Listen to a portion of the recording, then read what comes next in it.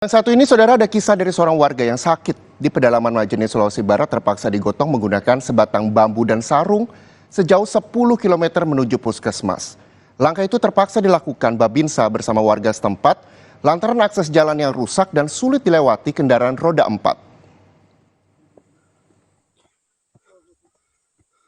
Beginilah perjuangan Serda Suryanto bersama sejumlah warga di Desa Ulu Manda, Kecamatan Malunda, Kabupaten Majene, Sulawesi Barat.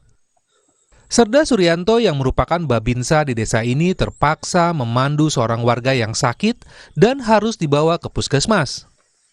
Warga bernama Kasman ini terpaksa ditandu dengan menggunakan sebatang bambu dan sarung sejauh kurang lebih 10 km. Babinsa bersama warga berjuang sekuat tenaga untuk mengevakuasi lantaran melewati hutan belantara dan tanjakan dengan akses jalan yang rusak parah.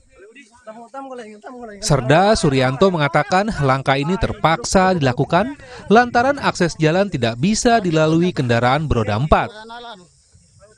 Sementara warga tersebut harus segera dievakuasi ke Puskesmas Ulu Manda untuk mendapatkan penanganan medis lantaran diketahui menderita malaria.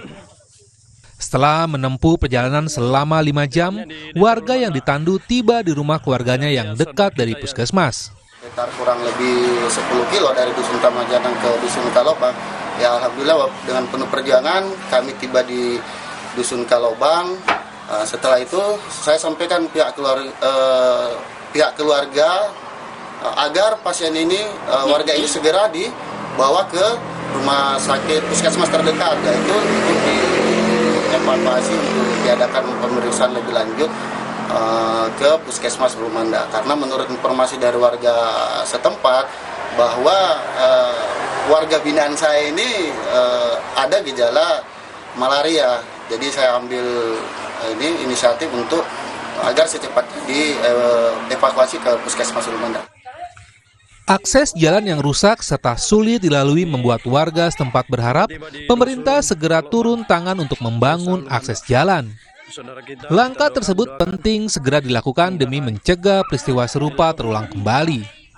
Edwin Arwan Pitu, Kompas TV Majene, Sulawesi Barat.